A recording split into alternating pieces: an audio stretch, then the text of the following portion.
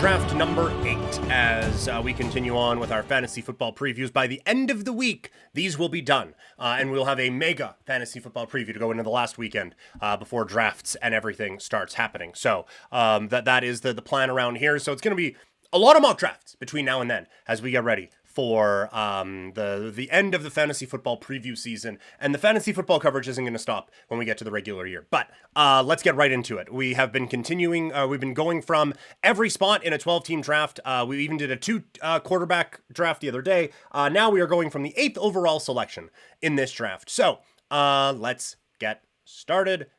Okay, so we start Christian McCaffrey, Tyreek Hill, Amon-Ra St. Brown, Justin Jefferson, talked about him a lot if you're watching the full episode, CeeDee Lamb, Jamar Chase, Bijan Robinson, and so now we are at a point, I just talked about how I worry about the New York Jets. This is a player I don't worry about. This is an auto-click. This pick is made for us. It is Breece Hall. So there we go. Breece goes Jonathan Taylor immediately after us. Then A.J. Brown, Jahmyr Gibbs, Saquon Barkley, Garrett Wilson, Marvin Harrison Jr., Puka Nacua, a couple players that were maybe in our overvalued rankings, Travis Etienne, and then it comes back to us. Again, I worry about where the Rams offense is going to be. Kyren Williams is my RB2. Actually isn't all that bad of a spot here. Drake London, I feel like, is a little high in this position. We tried Josh Allen the other day up here, and we didn't love it. I'm kind of leaning Devontae Adams right now, doing some Raider prep because we're launching a Raiders podcast here on the network.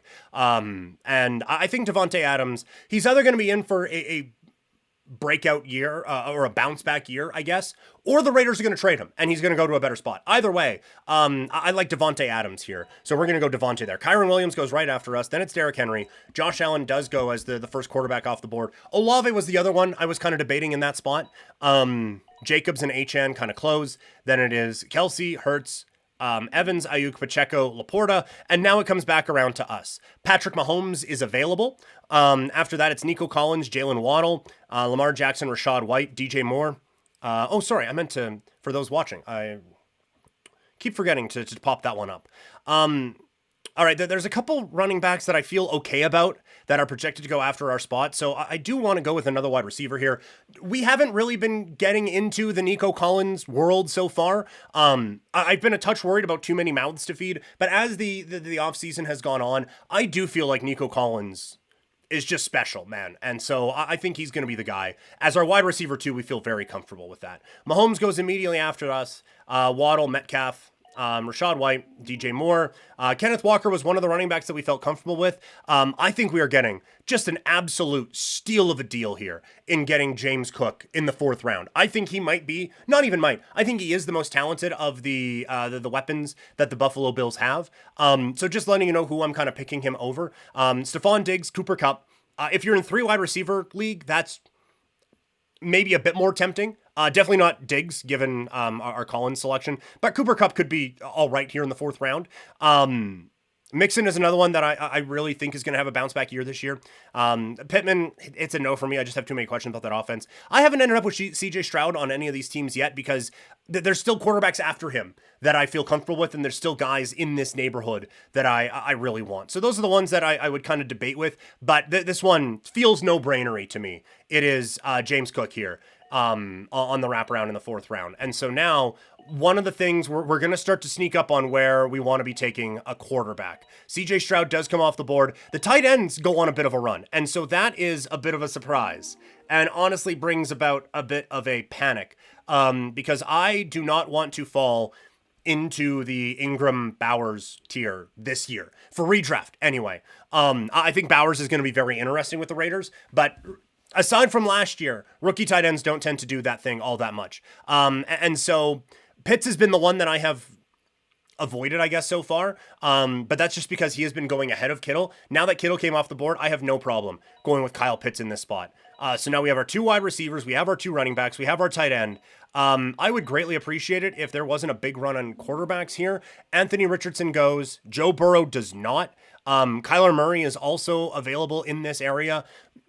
The more things go weird out in Cincinnati, the more I get concerned about that situation. And so I am going to go Kyler Murray in this spot. and just lock in my quarterback position. I just worry about the Joe Burrow situation more than I did earlier in training camp. So there, we got our quarterbacks, we got we got our quarterbacks and tight ends just taken care of. Now it comes back around to us. Evan Ingram is top of the board here. Other players available. We're not going to be looking at quarterback or tight end. Basically, the rest of the way. A bunch of tight ends are available in this neighborhood, but one name we haven't really gone with yet, and it has been precautionary because we don't know, or we didn't think we knew how this whole offseason situation was going to go with him. But Rashee Rice sure seems like he's not getting suspended now. And so now I just get the number one receiver on the Kansas City Chiefs.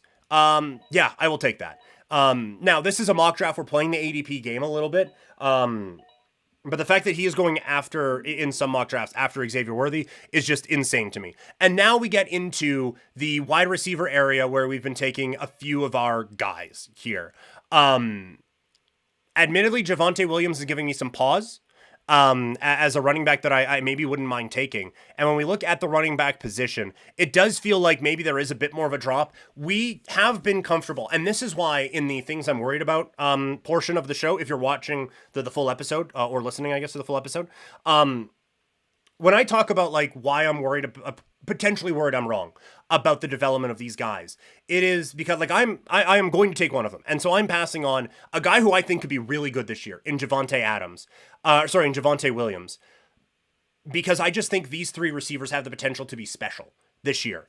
And so with that, I am comfortable maybe taking a bit more of a flyer in some of the later rounds on some of these guys here, like Jerome Ford, Chase Brown, Zach Charbonnet, Chuba Hubbard, and J.K. Dobbins. I think those are late round buffers that we can kind of take advantage of at the running back spot and get a couple of these wide receivers that I think have real breakout potential this season. And so we have a strong, deep team. I like this team a lot, actually. I'm going to go Christian Watson here and get one of those guys.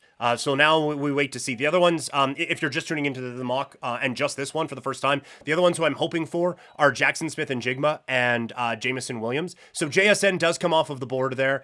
Brian Thomas is kind of on the fringe of that grouping for me. But the one that doesn't come off the board is Jamison Williams. And I have said before, I just think there is some real special talent in this kid. If he can get it figured out, this is an absolute game changer, I think, this season in fantasy and in real life.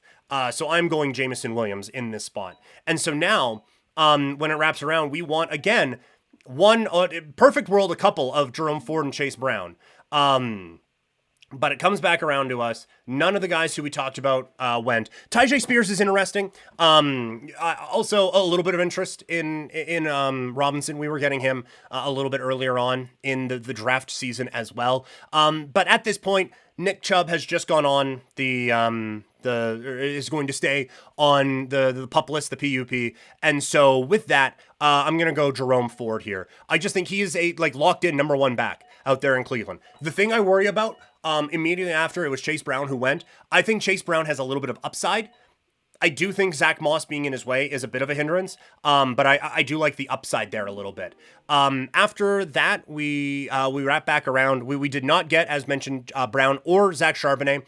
That is to be expected. A lot of these guys are kind of packed together here a little bit. And so now the decision comes down to Chuba Hubbard or J.K. Dobbins. And it's kind of the same situation as we had with debating between Ford and Brown. Hubbard has the Carolina job. Just locked down, I think. J.K. Dobbins, I think, is a bit of a wild card because there is so much talent in that little frame of his, and he's only 25. Yes, he's been injured a lot.